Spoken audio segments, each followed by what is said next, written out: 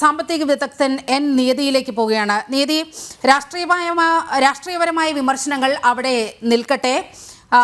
ഇപ്പോൾ പ്രധാനമന്ത്രിയായാലും രാഷ്ട്രപതിയായാലും വളരെ ഫോക്കസ് ചെയ്ത് പറഞ്ഞ ഒരു കാര്യം, മധ്യവർഗത്തിൻ്റെ പ്രതീക്ഷകൾ എത്ര വലുതാണോ, അത് എത്രമാത്രം സാറ്റിസ്ഫൈ ചെയ്യപ്പെടുന്നുണ്ടോ അതനുസരിച്ചാണ് ഈ രാജ്യത്തിൻ്റെ വളർച്ച എന്ന് വളരെ കൃത്യമായി പറയുകയാണ്. അത് കൃത്യമായ ഒരു നയമാണ്. ഒരു ദരിദ്ര വിഭാഗത്തെ മാത്രം മുന്നിൽ കണ്ടുകൊണ്ട് അവരെ മാത്രം ലക്ഷ്യം വെച്ചുകൊണ്ട് ചില കണ്ണടച്ച് ഇരുട്ടാക്കൽ പദ്ധതികളാണ് മുൻകാലങ്ങളിലൊക്കെ നടന്നിട്ടുള്ളത് എന്ന് നമുക്കറിയാം.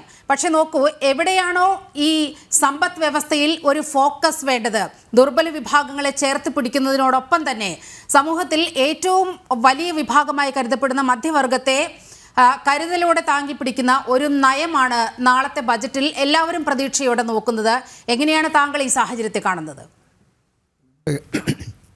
ഇന്ത്യ ഗവൺമെൻറ്റിൻ്റെ 2025-26 അവതരിപ്പിക്കുന്ന നാളത്തെ ബഡ്ജറ്റിൽ എല്ലാവരും ആഗ്രഹിക്കുന്നത് സാമ്പത്തികമായിട്ടും സാമൂഹികമായിട്ടും പിന്നാക്കം നിൽക്കുന്ന മധ്യവർഗത്തിലും അതേപോലെ തന്നെ താഴ്ന്ന വിഭാഗത്തിലും പെട്ട ജനങ്ങളുടെ ജീവിത നിലവാരം ഉയർത്തുക എന്നുള്ളതാണ്.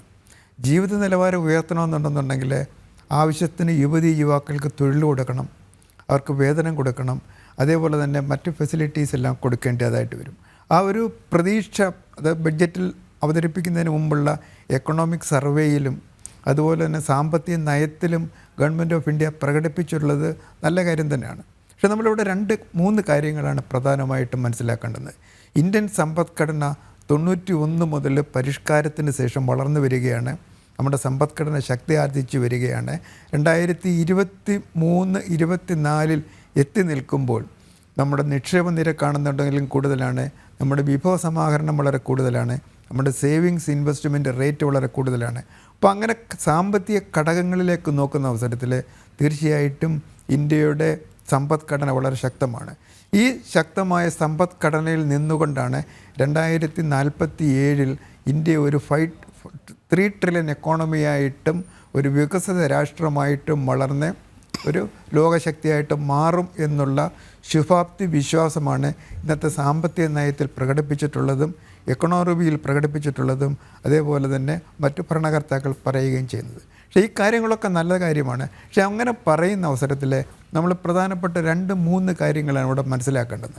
ഒന്ന്, നമ്മുടെ സമ്പദ്ഘടന വളരെ ശക്തമായ ചില വെല്ലുവിളികൾ നേരിടുന്നുണ്ട് ഇപ്പോഴേ. അതിലേറ്റവും പ്രധാനപ്പെട്ട തൊഴിലില്ലായ്മയും വിലവർധനയുമാണ്. 2023-24 24-25 നമ്മുടെ സമ്പദ്ഘടനയിലെ വിലക്കയറ്റം എന്ന് പറയുന്നത് ചില സാധനങ്ങൾക്ക് ഭക്ഷ്യവസ്തുക്കളുടെ ഏകദേശം 8 മുതൽ 9% വരെ വിലവർധന വന്നിട്ടുണ്ട്. മറ്റ് കൺസ്യൂമർ ഗുഡ്സിൻ്റെ കാര്യത്തിൽ അങ്ങനെ വന്നിട്ടുണ്ട്. അങ്ങനെ വിലവർധന ഒരു ഭാഗത്ത് നടക്കുന്ന അവസരത്തിൽ തൊഴിലില്ലായ്മ കൂടി വരികയാണ്. അങ്ങനെ തൊഴിലില്ലായ്മയ്ക്ക് പരിഹാരം കാണുകയും വില നിയന്ത്രിക്കുകയും ചെയ്യുന്ന ഒരു നയത്തിലേക്ക് പോവുകയാണെന്നുണ്ടെങ്കിൽ തീർച്ചയായിട്ടും നമ്മൾ ഈ പറയുന്ന വിജയം അല്ലെങ്കിൽ സമ്പദ്ഘടനയിൽ ബഡ്ജറ്റ് വഴി നേട്ടങ്ങൾ കൈവരിക്കാൻ കഴിയും. ഇവിടെ മറ്റൊരു കാര്യം മനസ്സിലാക്കേണ്ടുന്നത്, RBI പറയുന്നത് ഞങ്ങൾ ഇൻഫ്ലേഷൻ റേറ്റ് 4-6 ഇതിൽ 4 മുതൽ 6 വരെ, അതാണ് അവരുടെ ലക്ഷ്യം. അതുകൊണ്ട് അവരുടെ ഇൻട്രസ്റ്റ് റേറ്റ് കുറയ്ക്കാൻ ഉദ്ദേശിക്കുന്നില്ല. അപ്പോൾ ഇൻട്രസ്റ്റ് കുറയ്ക്കാത്തത് കൊണ്ട് നമ്മുടെ പ്രൈവറ്റ് ഇൻവെസ്റ്റ്മെൻറ്റ് കുറഞ്ഞു വരികയാണ്. പ്രൈവറ്റ് ഇൻവെസ്റ്റ്മെൻറ്റ് കുറഞ്ഞ് വരുന്നതിനനുസരിച്ച് ആനുപാതികമായിട്ട് നമ്മുടെ പബ്ലിക് ഇൻവെസ്റ്റ്മെൻറ്റ് കൂട്ടാനും കഴിയുന്നില്ല.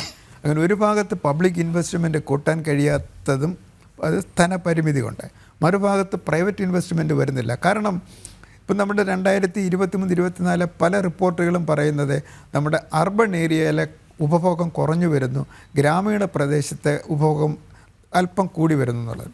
അങ്ങനെ ഉപഭോഗം കൂടണം എന്നുണ്ടെന്നുണ്ടെങ്കിൽ അല്ലെങ്കിൽ കൺസ്യൂമർ റേറ്റ് കൂട്ടണമെന്നുണ്ടെന്നുണ്ടെങ്കിൽ തീർച്ചയായിട്ടും ജനങ്ങൾക്ക് തൊഴിലും ജനങ്ങൾക്ക് വരുമാനവും ഉണ്ടാകണം. അതിനുവേണ്ടിയുള്ള ഒരു ശ്രമം നാളത്തെ ബഡ്ജറ്റിൽ നടത്തും എന്നാണ് എൻ്റെ ഉറച്ച വിശ്വാസം. അതോടൊപ്പം തന്നെ നമ്മൾ വിലക്കയറ്റത്തോടൊപ്പം തന്നെ മനസ്സിലാക്കേണ്ടുന്നത് നമ്മുടെ പൊതുമേഖലാ നിക്ഷേപത്തെ പറ്റിയും സ്വകാര്യ നിക്ഷേപത്തെ പറ്റിയാണ്. സ്വകാര്യ നിക്ഷേപം എല്ലാം ഉദ്ദേശിക്കുന്നത് ലാഭമാണ്.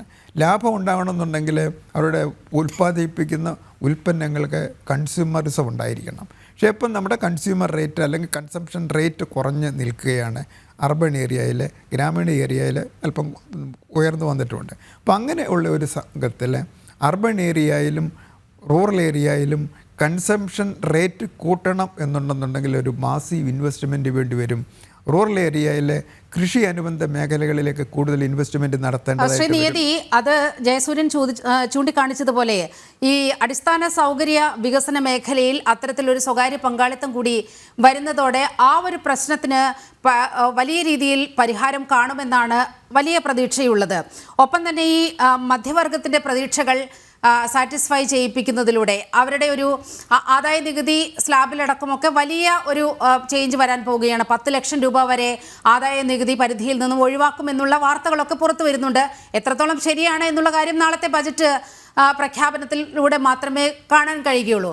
പക്ഷേ ഇതുവരെയുള്ള ഒരു അവരുടെ നയമനുസരിച്ച്, കേന്ദ്ര സർക്കാർ പറയുന്നതനുസരിച്ച് ഈ ഇൻഫ്രാസ്ട്രക്ചറിൽ സ്വകാര്യ മേഖലയുടെ ഒരു പങ്കാളിത്തം വരികയാണ്. അതുതന്നെ റൂറൽ മേഖലയിലേക്കൊക്കെ ഈ ഇൻഫ്രാസ്ട്രക്ചർ ഡെവലപ്മെൻറ്റ് വരുമ്പോൾ അവിടെ സ്വാഭാവികമായും സാധാരണക്കാരുടെ ജീവിതത്തിന് വലിയ ഉണർവേകാൻ കഴിയുന്ന തരത്തിലല്ലേ അത്? അല്ലാതെ ഇൻവെസ്റ്റ്മെൻറ്റ് തീർച്ചയായിട്ടും സ്വകാര്യ നിക്ഷേപമാണെന്നുണ്ടെങ്കിലും പബ്ലിക് ഇൻവെസ്റ്റ്മെൻ്റ് ആണെന്നുണ്ടെങ്കിലും ഉൽപ്പാദനം നടക്കും, ഉൽപ്പാദനക്ഷമത കൂടും, തൊഴിലവസരങ്ങൾ സൃഷ്ടിക്കും. അങ്ങനെ അടിസ്ഥാന സൗകര്യം അതൊരു ഇക്കോണമിയിലൊരു മൾട്ടിപ്ലയർ ഇഫക്റ്റ് ഉണ്ടാക്കും. തീർച്ചയായിട്ടും ആ മൾട്ടിപ്ലയർ ഇഫക്റ്റ് ഉണ്ടാകുന്ന അവസരത്തിൽ തീർച്ചയായിട്ടും നമ്മുടെ വാർഷിക വളർച്ചാ നിരക്കും വർദ്ധിക്കും. പക്ഷേ ഇവിടെ നമ്മൾ മനസ്സിലാക്കേണ്ടുന്നത് സ്വകാര്യ നിക്ഷേപം ലാഭത്തിൽ അധിഷ്ഠിതമാണ്.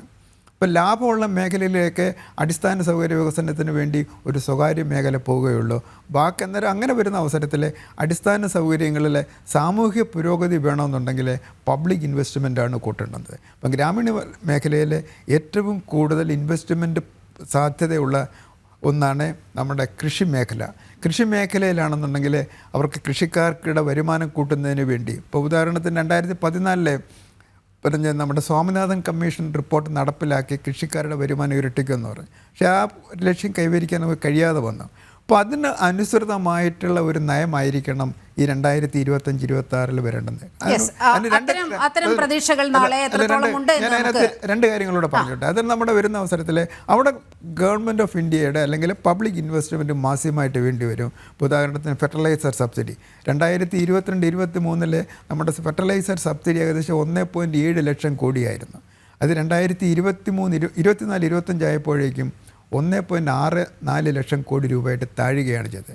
പിന്നെ ഫെർട്ടിലൈസർ സബ്സിഡി കുറയുന്ന അവസരത്തിൽ കൃഷി ലാഭകരമല്ലാത്തൊരവസ്ഥയിലേക്ക് മാറുകയാണെന്നുണ്ടെങ്കിൽ കൃഷിക്കാർക്ക് അവരുടെ വരുമാനം കൂട്ടാൻ കഴിയാതെ വരും. അതേപോലെ തന്നെ ഭക്ഷ്യ സബ്സിഡി 2022-24 ഭക്ഷ്യ സബ്സിഡി ഏകദേശം 2.10 ലക്ഷം കോടി രൂപയായിരുന്നു.